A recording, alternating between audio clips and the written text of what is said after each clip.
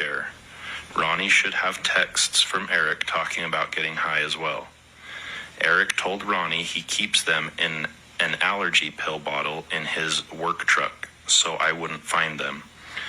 Ronnie never told me about the conversation. Eric finally told me and asked if Carmen could get him some. Eric never wanted anyone to know he had an issue, especially get caught. He always wanted Kouri to go down for him. When they traveled, Eric would put his drugs in Kouri's bag at the airlines right before they boarded. That way, if they were caught, Kouri got in trouble, not him. Once they got to wherever they were going, Eric would pull the drugs out of her bag and it would cause a huge fight. She was pissed he would risk her going to jail for his drug use. He just would laugh about it. Eric couldn't ruin his image that he had drug issues, so he would do whatever he had to. Kouri has never done any type of pills, didn't like them. Rarely would she consume THC, only if Eric begged her because it was a special occasion. However he needs to make the point, just include it all. The connection has to be made with Mexico and drugs. Ronnie will have the messages to prove Eric confided in him about getting high. It can be short and to the point, but has to be done. That was just a clip of the walk the dog letter that was found in Kouri's home in 2023. Now, this is the final part of day 12. It was testifying as the lead detective, Detective Driscoll. Now, Detective Driscoll shares that they found this letter in her home. They had a warrant for her house. They found it apparently inside of a book. He continues to talk about the fact that this letter, or at least read the letter, it's pretty much telling Rodney, this is what you're going to tell my attorney, who you're going to be meeting with next week. And, she also goes on to say, please make sure you meet in person when you're giving Rodney these details. I don't know if your home is bugged. Now, we don't know who this letter is meant for. We know that someone is going to tell Rodney these details. At this point, the prosecution turns it over to the defense. And one of the things that the defense asked, which I found very reasonable, because as I'm listening to this, I'm baffled. I can't believe that she's guiding someone on what to tell her attorney. Hello, this is clearly going to come out. The first thing that came to mind is, well, I can't wait to see Rodney. I cannot wait to hear what Rodney has to say, because all I'm thinking is Rodney's going to be there. Absolutely not. I had nothing to do with this. So the defense asked, were you able to speak with Rodney and interview him to corroborate any of these details? He didn't want to cooperate with us. This is agents that told the lead detective this. And she said he didn't cooperate. No, so we weren't able to interview him. Well, in this letter, she also brings up that he has pictures of Eric passed out. There's text messages also about Eric sharing his addiction. Were you at least able to get a warrant to at least download his cell phone? No, we didn't. So at this point, I'm kind of baffled because I can't believe the state is allowed to present evidence that's just not even verified, collaborated, etc. I'm not saying that Kouri's innocent. What I am saying is that once again, the police have dropped the ball.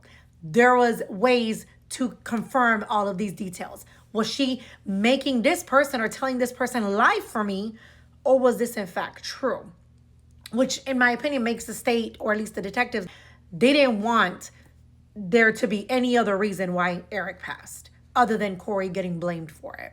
Now, another thing too, they did play with the jail calls between her mother and her brother. The mother is sharing with her, hey, I'm reading this article and it's saying that you made him a sandwich on Valentine's Day. You poisoned him and you gave him a love letter, like with the sandwich. And, is that true? And she's like, absolutely not. I bought a sandwich. Why would I give him a love letter and put it in his vehicle and poison him? She was laughing. It was cackling. I think it was completely inappropriate, but homegirl was cackling. Then they play the brother. It's the same thing where he's telling her, I knew it. I knew you paid for the sandwich. I knew this is all a lie. I can't believe this.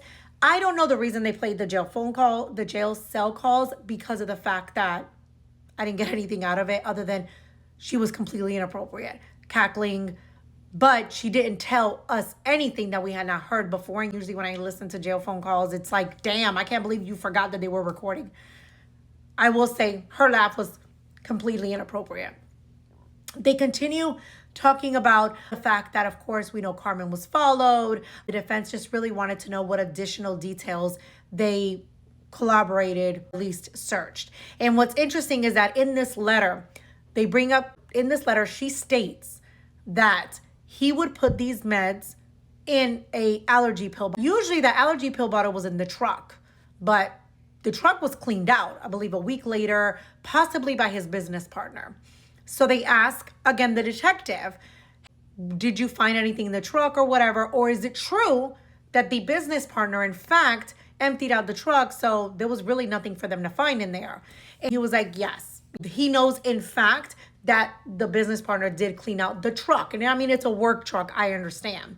However, the pill bottle that was supposedly the allergy medication bottle was taken the night he passed.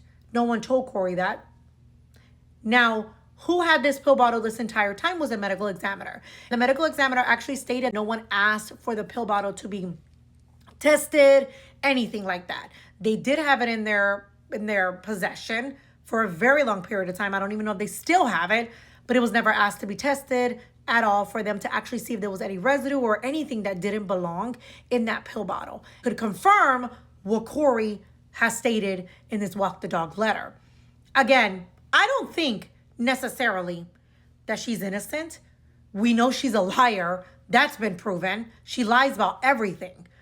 But I do feel that we could have more evidence with her being guilty if the police actually didn't drop the ball, found the letter, forced Rodney to speak to them, subpoenaed him, whatever, to confirm if this was true or not. And damn, why not test that pill bottle? Even the medical examiner was like, no, we've had it in our possession this entire time. No one asked for it. It was taken the night that he passed. In the next video, I will go into day 13.